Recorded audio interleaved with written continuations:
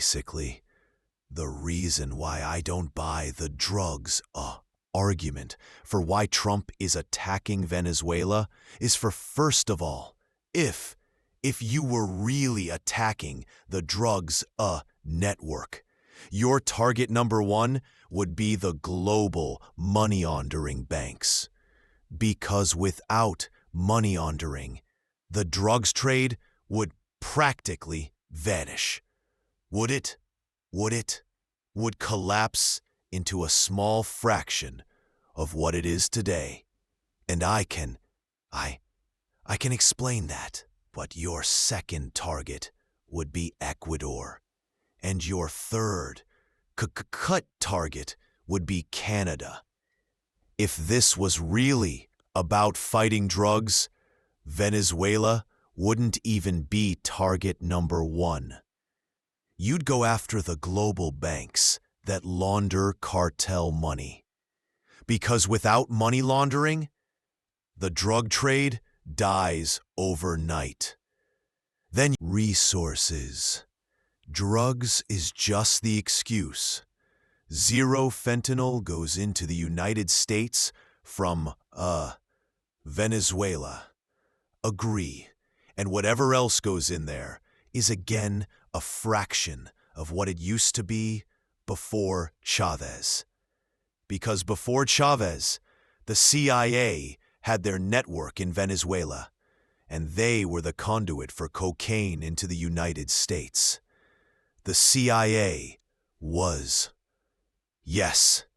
Now, if you not knowing this for sure, but if somebody asked me to speculate, I would say for sure Maduro has a hand in this. But the reason is because the CIA is in the drugs trade up to their eyeballs. That's who's there. That's who their enemies are. So if you wanted to have intelligence about your enemies, you would penetrate those networks. And so you would have your people in the drug trade, because that's how you get close to your enemies, to collect the intelligence, to know what they're up to know what they're doing, who they are, where the stuff is moving, where the money is coming from, what weapons they dealing, and so forth. People don't realize this part of the game.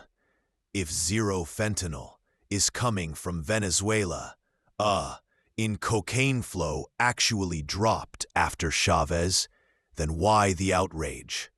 Now, before Chavez, Venezuela was basically a freeway for US-bound drugs because the CIA had a network inside it. When intelligence agencies are that deep in the drug world, it stops being law enforcement and starts being business. So when Maduro pushes back, suddenly he becomes the villain. This isn't about stopping drugs. It's about losing control of a pipeline. So I think, you like it or not, you would have to be involved with that. Now going back to the money laundering banks, because this is who is actually the kingpin of the whole network. Why? Because I'll take the example of Mexican drug cartels. They sell about $400 million worth of stuff in the United States per week. Every week. And this is cash trade. This is not, credit card or checks or invoices. This is cash transactions. And so the Mexican drug cartels get about $400 million worth of cash every week. And then they have to transport this cash and store it somewhere. And then you have to keep it under guard in safe storage places, right? Safe warehouses. And then you have to pay armed men to guard your cash, right? And the thing with cash is that these armed guards could say, hey, why work for El Taco Guzman when we can just take this money ourselves and start our own drug cartel, kill off a bunch of his people, and look at all these hundreds of millions that are just here under our noses. So, there'll be a huge incentive to do that. Not only that, anybody with cash in hands has a certain power of the purse, right? The banks aren't cut off. The whole business keeps beating. That's the point. But cartels pull in roughly $400 million a week in cash into the U.S. And cash creates chaos. You need warehouses, armed guards, transport, all of which it flattens. There's not much more that you can do with cash. That's the flaw of the cash empire. You can stack pallets of money to the ceiling, but without banking access, it becomes useless. There's only so many cars, girls, and champagne you can buy before the cash stops being power. Real power isn't in holding money. It's in moving it. That's why the banks are the real cartel. And we know from official U.S. government investigative reports that these cartels have submarines, helicopter, howitzers, they have anti-tank missiles, they have all kinds of stuff. They maintain real armies with which they fight against the Mexican government. And that takes a lot of money, and it can't be paid by cash. You can't buy a submarine with cash. You can't buy a helicopter with cash. So to do all that, you need to have money in a clean bank account. Official reports don't mince words. These cartels, helicopters, howitzers, even anti-tank missiles, you can't buy that hardware off a suitcase of cash. Big weapons logistics and sustained pay for fighters require clean bank accounts and international transfers. In short, when cartels go industrial, banks become their weapons suppliers. Once the money is in a clean bank account, there's a signatory to that account, right? And then only that guy has the power of the purse, because everybody else gets the money from him. The payrolls come through him, and in that sense, the bank anoints the leader of the cartel. They say, Mr. El Chapo Guzman, you're the man. We only recognize your signature, and maybe your CFO's signature, to authorize these transactions. You're buying a helicopter. Well, very well. With your signature, we'll make that payment. You mean you need to meet the payrolls for the troops? For all your thugs there? Very well. That's all being done and be paid. No questions asked. And so in that way, the bank is actually it is who creates the whole hierarchy and reinforces it, because they designate the guy whose signatures they recognize, and he can use the money that's in the account clean, and he's the only man with the power of the person in the organization. The banks can't not know what this is. They have the know your customer legal obligation. These people turn so much money that even the CEO of the bank in London or on Wall Street must know who this is, what this money represents, where it's coming from. And they would have to even go inspect these, whatever facilities that produce this money.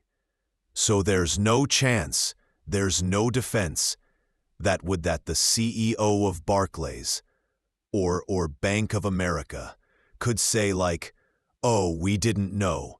We thought this was a, Mexican construction company. Or corn laundromat. Or whatever. Yes, this is loud. Once the money is clean, power isn't in the cartel anymore. It's in the bank, because the bank decides whose signature matters. The moment they say, we only accept his authorization, they're choosing the king. Banks don't just move cartel money. They create the hierarchy. And with KYC laws and billions flowing through the system, you can't pretend the CEOs don't know. They know exactly whose empire they're endorsing. So the banks know. They absolutely know. And they are, they anoint the leaders of the cartel. And then also, if the banks get abusive, let's say they take 30% for money laundering services. So you bring them $100 million, you get 70, they get 30, and then one day decide, you know what? I think, from now on it's going to be 50-50. We're going to take half. What is he going to do then? Is he going to shoot the bank manager? He can do that, but the bank, nothing happens to the bank. You can go shoot all the personnel in the bank. You didn't kill the bank. You just killed a bunch of people who work there. So the bank is completely, separate from the dirty and ugly business of drug dealing. But by providing the money laundering service, they make the whole thing possible. At the end of the day, the product isn't what gives power. Access to the financial system does. Banks decide whose signature moves the money, so they quietly determine who stays in charge. Real power isn't in earning money. It's in controlling who gets to use it. Without the money laundering service, the nature of the problem is such that the cartels would instantly splinter. They would probably eliminate them themselves, between themselves, by fighting one faction against the other, and whatever is remained would probably be relatively easy for law enforcement to mop up and clean out. And so, that's why the drugs trade. First and foremost, and then maybe major hubs like Canada and Ecuador. I do believe that eventually they're going to get around to it, because I did watch a podcast in which one of Trump's FBI agents was actually talking about all this, but he was talking about it with respect to Canada. That was a couple of months ago, when they busted an absolutely massive fentanyl lab in Canada. They said, this thing was absolutely huge, and a lot of fentanyl was coming into the United States from there. And we know that it's not the only one. And then in that whole interview, he also made this whole argument about the banks. It's the banks. The banks are the kingpin of this whole thing, whole operation, which tells me that the Trump administration, people at the, in the FBI or wherever, know exactly the problem that they're dealing with.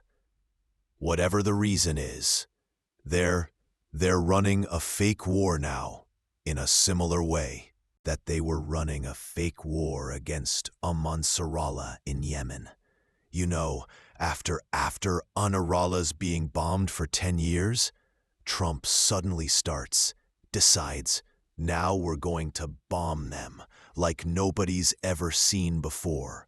And all this talk. And then, what happened with that? Nothing. Nothing. They did bomb a bunch of, because I guess they have to make it look real and credible. People have to believe that it's for real. But it obviously wasn't. Ansares is still in power, and there's no war anymore. If you cut off the financial system, the entire operation collapses. Without access to clean money, these groups wouldn't stay united. They'd break into smaller factions, and law enforcement could handle them. That's why the real choke point isn't the product, it's the money. And even officials have admitted that major financial hubs, not just foreign countries, play a huge role when the focus shifts to banks. The whole picture changes. Sometimes what looks like a war is really just theater, actions taken to look serious without ever touching the system that keeps everything running. And so I don't know what the deal is with Venezuela. I'm just on Yemen. Trump signed an agreement with Yemen that he wouldn't bomb them anymore. And there was nothing in that agreement that said that they couldn't bomb Israel. So they were free to bomb Israel. Yeah, exactly. Great point. In fact, things are not as they seem. So we have to pay very close attention and not jump to conclusions. And right now, the whole story about Venezuela offers very obvious conclusions, very tempting to jump to. But I think we need to give it more time and see what happens. I personally don't believe that Trump is sincerely interested in regime change in Venezuela. And I think most tempting, but not the most accurate. Foreign policy isn't always what it looks like on the surface. Deals, side agreements, and hidden priorities often reshape the picture. So instead of jumping to conclusions about Venezuela, the smarter move is to watch what leaders do, not what they say. Actions reveal intentions more clearly than headlines.